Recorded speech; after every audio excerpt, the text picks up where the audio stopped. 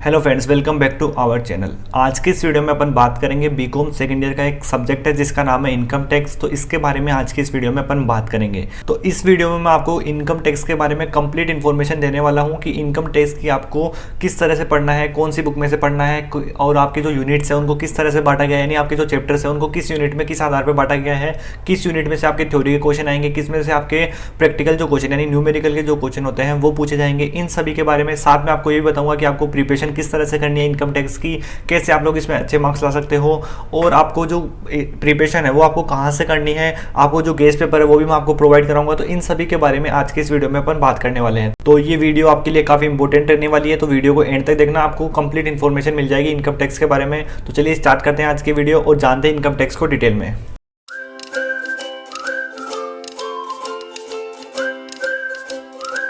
तो देखो, सबसे पहले अपन बात करते हैं इनकम टैक्स की बुक के बारे में। तो अगर मैं बात करूं इनकम टैक्स की बुक की, तो देखो जो इनकम टैक्स आपके जो सब्जेक्ट है ये आपके न्यूमेरिकल सब्जेक्ट है और इसमें से जो ज़्यादातर जो क्वेश्चन पूछे जाते हैं वो न्यूमेरिकल क्वेश्चन पूछे जाते हैं। थ्योरी के क्वेश्चन भी आते हैं, साथ में आपके न्यूमेरिकल क्वेश्चन आते हैं। जो इंपॉर्टेंट जो पार्ट होता है इसका वो न्यूमेरिकल क्वेश्चन होते हैं।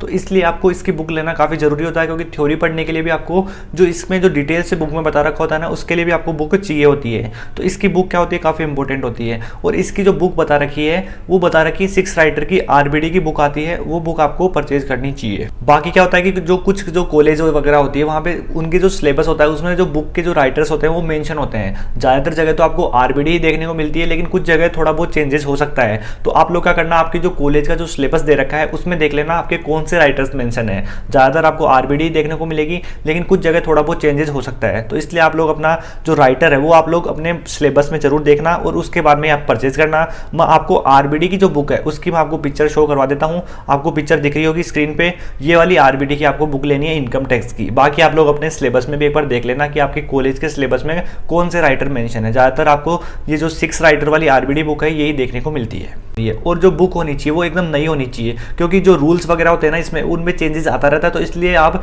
जिस ईयर में आप पढ़ रहे हो ना, तो उसी ईयर की आपके पास बुक होनी चाहिए इनकम टैक्स की। अब अपन बात करते हैं अपने सेकंड पॉइंट की, और जो सेकंड पॉइंट है ये काफ़ी छोटा सा पॉइंट है। इसमें अपन देखेंगे कि आपकी जो चैप्टर्स है वो कितने हैं। टोटल आपके जो चैप्टर्स दे रखे हैं आपकी बुक में वो आपकी 23 या 24 चैप्टर्स हैं लगभग आपकी बुक में दे रखे हैं। लेकिन आपको ये 23 या 24 चैप्टर्स नहीं पढ़ने, आपको केवल 14 चैप्टर्स पढ़ने हैं। उन्हीं में से क्या होता है, आपके एग्जाम में क्वेश्चन पूछे जाते हैं और आपके सिलेबस में भी वो 14 जो चैप्टर्स है ना वही दे रखे हैं। तो आपको इन्हीं 14 चैप्टर्स को पढ़ना है। ये जो 14 चैप्टर्स हैं कौन कौन से हैं इनके बारे में अपन बात करेंगे थर्ड पॉइंट में, जहाँ पे मैं आपको यूनिट वाइज चैप्टर्स बताऊंगा कि किस यूनिट में आपके कौन कौन से चैप्टर्स आते हैं। तो वहाँ पे अपन इन 14 चैप्टर्स को देखेंगे। और देखो, अब आपके पास क्या है, टाइम भी कम बचा है, तो आपको क्या करना है, इन 14 चैप्टर्स को भी पूरा नहीं पढ़ना। इनमें से भी मैं आपको मोस्ट चैप्टर्स बताऊंगा, केवल आपको उनको पहले पढ़ना है और अगर उसके बाद में आपके पास टाइम बचे तो आपको बाकी जो चैप्टर्स है उनको पढ़ना है। और देखो, जो 14 पूरे चैप्टर्स पढ़ सकता है उनको तो पूरे 14 चैप्टर्स पढ़ना है, लेकिन जो नहीं पढ़ सकते ना उनके लिए मैं क्या करूंगा, जो आपके मोस्ट जो चैप्टर्स है ना वो मैं आपको बताऊंगा वीडियो में आगे। तो आपको पहले उन चैप्टर्स को पढ़ना है और फिर बाकी के बचे हुए चैप्टर्स को पढ़ना है। तो अब बात करते हैं पर अपने थर्ड पॉइंट की, और थर्ड पॉइंट काफी इंपॉर्टेंट है, क्योंकि इसमें अपन देखेंगे कि आपके जो टोटल चैप्टर्स हैं इनको यूनिट वाइज किस तरह से डिवाइड किया हुआ है, इसके बारे में अपन इस थर्ड पॉइंट में देखेंगे। साथ में ये आपको मैं ये बताऊंगा कि आपकी जो यूनिट वाइज जो चैप्टर्स हैं इनमें आपके कौन कौन से इंपॉर्टेंट है, ये भी मैं आपको इसी में बताऊंगा।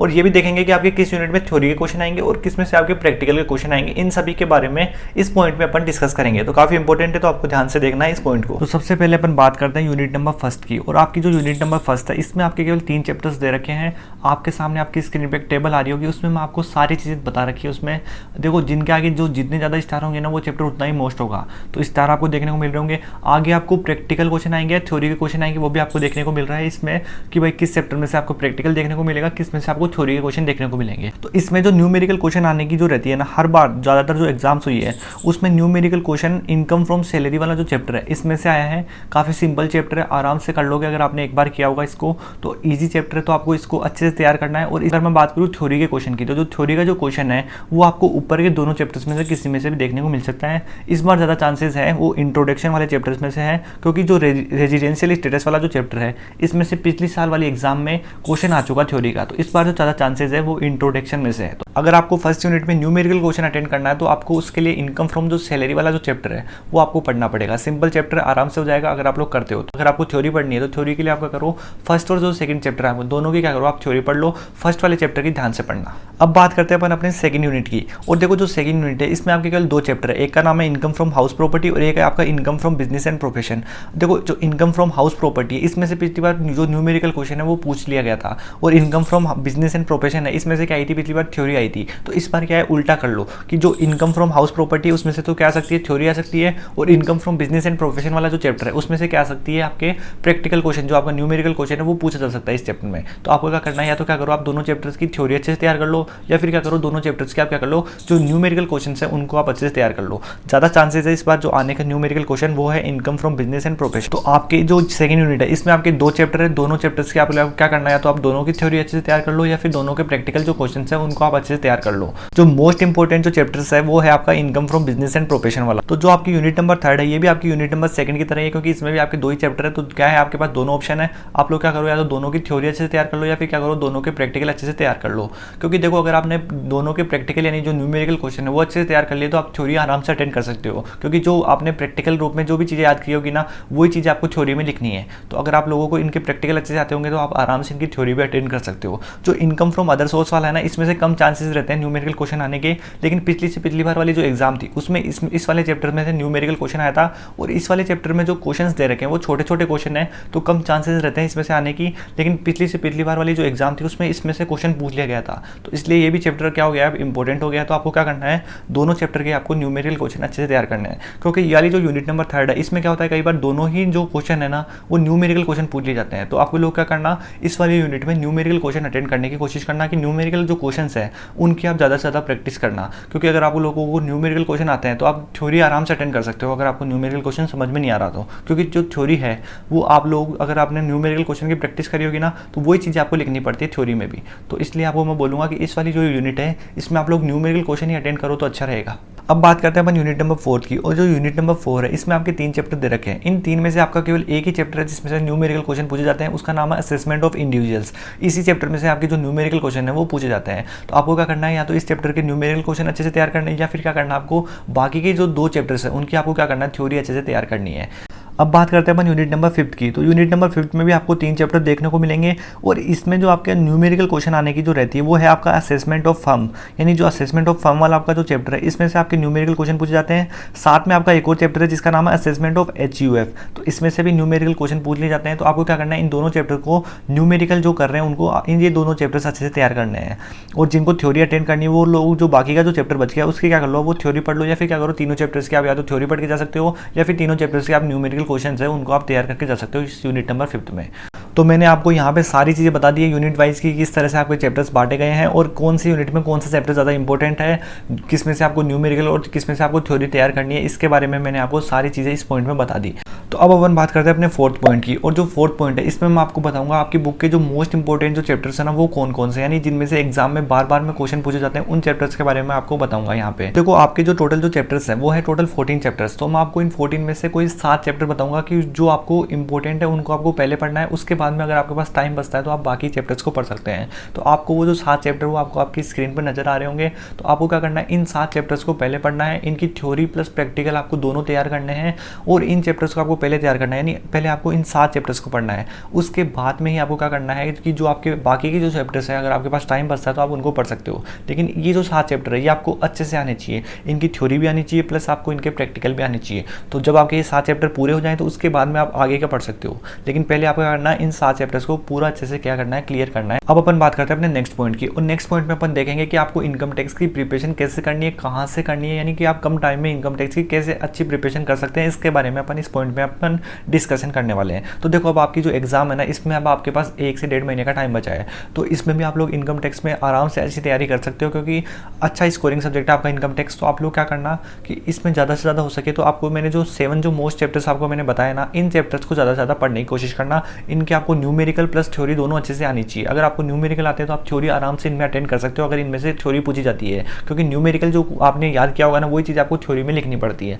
तो अगर आपको न्यूमेरिकल आते हैं उस चैप्टर के तो आप आराम से उस चैप्टर की थ्योरी भी अटेंड कर सकते हो। तो आपको क्या करना है, इन 7 चैप्टर्स को अच्छे से तैयार करना है। उसके बाद में अगर आपके पास टाइम बचता है तो आप जो बाकी का जो आपके चैप्टर्स बच गए ना उनको आप पढ़ सकते हो। और आपको जो ज़्यादा टाइम देना है ना वो आपको बुक के जो इलिस्ट्रेशन वगैरह है ना आपको उनको ज़्यादा टाइम देना है। मैं राजस्थान यूनिवर्सिटी के स्टूडेंट्स की बात कर रहा हूँ कि आपको ज़्यादा से ज़्यादा जो टाइम देना है वो इलिस्ट्रेशन को देना है। बुक के जो पीछे के क्वेश्चन है ना वो अगर आपके पास टाइम बचे तो ही करना, लेकिन ज़्यादातर जो कोशिश करनी है आपको कि जो बुक के अंदर के जो इलिस्ट्रेशन है ना उनको आप पूरा कवर कर सको। तो अगर आपके इलिस्ट्रेशन हो जाते हैं तो इन्हीं में से आपको ज़्यादातर क्वेश्चन देखने को मिल जाता है। और साथ में आपको क्या मिलेगा, अभी वीडियो के एंड में आपको गेस पेपर भी देखने को मिलेगा। वहाँ पे आपको मैंने मोस्ट जो इलिस्ट्रेशन है ना वो भी मैंने आपको प्रोवाइड कराए हैं। तो आपको क्या करना, उनको भी अच्छे से तैयार करना रिवीजन टाइम में। उनको आपको केवल रिवीजन टाइम में पढ़ना है। उस गेस पेपर को जो मैंने आपको प्रोवाइड कराया है उस पर जो भी इलिस्ट्रेशन आपको मैंने प्रोवाइड कराया है ना उनको आपको रिवीजन टाइम में अच्छे से तैयार करना है। और जो आपकी जो पुरानी जो एग्जाम्स वगैरह में जो क्वेश्चन आ रखे हैं ना न्यूमेरिकल, उनको भी आपको क्या करना है, प्रैक्टिस करना है। अब देखो अपन बात करते हैं उन स्टूडेंट्स की जो इनकम टैक्स में भी क्या चाहते हैं कि भाई वो उसमें भी क्या करें, थ्योरी अटेंड करें। तो उनके लिए मैं आपको बताता हूँ कि वो कहाँ से अपनी थ्योरी की प्रैक्टिस करें। तो देखो थ्योरी के लिए आप लोग क्या कर सकते हो, जो राजा 1 वीक सीरीज आप उसको ले सकते हैं। साथ में आप लोग क्या ले सकते हो, जो पुराने 5 से 7 साल के जो सोल्ड पेपर है ना आप लोग उनसे भी अपनी क्या कर सकते हैं, थ्योरी की प्रिपरेशन कर सकते हैं। और साथ में आप लोग थोड़ा बहुत बुक से भी पढ़ सकते हो। तो इस तरह से आप लोग अपनी थ्योरी की तैयारी कर सकते हैं इनकम टैक्स में। इससे आपके काफ़ी अच्छे मार्क्स आ जाएंगे। आपको क्या करना है, इन तीनों चीज़ों से पढ़ना है अपनी थ्योरी को। अगर मैं बात करूँ सोल्ड पेपर की, तो देखो जो पुराने जो पेपर्स में जो क्वेश्चन आते हैं ना, थ्योरी के क्वेश्चन क्या होते हैं, लिमिटेड होते हैं। तो इनके ज़्यादातर जो चांसेस होते हैं ना वो क्या होता है कि जो पुराने क्वेश्चन पूछे गए ना वही रिपीट होते रहते हैं थ्योरी में। तो आपको क्या करना है, जो पुराने जो पेपर्स में जो क्वेश्चन पूछे गए हैं ना उनको अच्छे से तैयार करना है। साथ में आपको सीरीज में से पढ़ना है, क्योंकि जो सीरीज है उसमें आपको सिंपल लैंग्वेज में सारी चीज़ें देखने को मिल जाती है और कम क्वेश्चन में आप सारी चीज़ें पढ़ लेते हो। तो इसलिए आपको क्या करना है कि सीरीज और आपकी जो सोल्ड पेपर है ना इनको जरूर पढ़ना है। साथ में आपको बुक में से भी पढ़ना है। जहाँ तक हो सके पहले आपको कोशिश यही करनी है कि बुक में से ही पढ़ें सीरीज को, और जो सोल्ड पेपर है इनको आपको रिवीजन टाइम में यानी कि लास्ट के टाइम में पढ़ना है। ज़्यादातर आपको जो कोशिश करनी है वो आपको बुक से ही करनी है, क्योंकि अभी भी आपके पास 1 से 1.5 महीने का टाइम है। आप लोग आराम से अपनी तैयारी कर सकते हो। तो जो केवल न्यूमेरिकल पढ़ के जाना चाहते हैं उनको मैंने न्यूमेरिकल के लिए बता दिया, और जो केवल थ्योरी पढ़ के जाना चाहते हैं उनको मैंने थ्योरी के हिसाब से भी सारी चीज़ें बता दी है। तो इस तरह से आप लोग अपनी इनकम टैक्स की प्रिपरेशन कर सकते हैं। और इसके लिए मैं एक अलग से वीडियो ले आऊँगा, उसमें मैं आपको सारी चीज़ें और डिटेल से बता दूंगा। तो देखो आज की इस वीडियो में इतना ही। मैंने आपको सारी चीज़ें बता दी इनकम टैक्स के बारे में इस वीडियो में, कि आपको प्रिपरेशन कैसे करनी है, कैसे आप लोग थ्योरी और जो न्यूमेरिकल क्वेश्चन है आप उनको पढ़ सकते हैं, कहाँ से पढ़ सकते हैं, ये सभी चीज़ें मैंने आपको इस वीडियो में बता दी है। तो अब आपको जो इनकम टैक्स का जो गेस पेपर है वो आपको देखने को मिलेगा। तो आपको क्या करना है, उसको भी जरूर पढ़ना है एग्जाम में, यानी कि जब आपका रिवीजन टाइम होना उस टाइम आप उसको पढ़ना। और गेस पेपर के भरोसे ही नहीं रहना, आपको खुद की तैयारी करनी है। और जहाँ तक हो सके कोशिश यही करो कि आप अपनी बुक में से पढ़ो। तो बुक में से जरूर पढ़ना। अब देखो आज की इस वीडियो में अपन ने इनकम टैक्स के बारे में बात किया है। अब आने वाली जो वीडियोस होगी उसमें अपन लगातार बातें करते रहेंगे जो आपकी अदर जो सब्जेक्ट्स है, कॉस्ट अकाउंटिंग वगैरह, जो थ्योरी की आपकी जो सब्जेक्ट्स वगैरह हो गई, फाइनेंशियल मैनेजमेंट वगैरह हो गई, फर्स्ट ईयर की जो सब्जेक्ट्स हो गई, इन सभी के बारे में आने वाली वीडियोज़ में अपन बात करेंगे। उसमें मैं आपको बताऊंगा कि आपको किस तरह से पेपर अटेंड करना है। सारी चीज़ें मैं आपको बताऊंगा कि किस तरह से आप कम टाइम में अपना अच्छा स्कोर कर सकते हो कॉलेज के एग्जाम में। तो इसके बारे में अपन आने वाली कुछ वीडियोज़ में बात करेंगे। तो आज की वीडियो में इतना ही। मिलते हैं नई वीडियो में कुछ नई इन्फॉर्मेशन के साथ। Thank you for watching this video.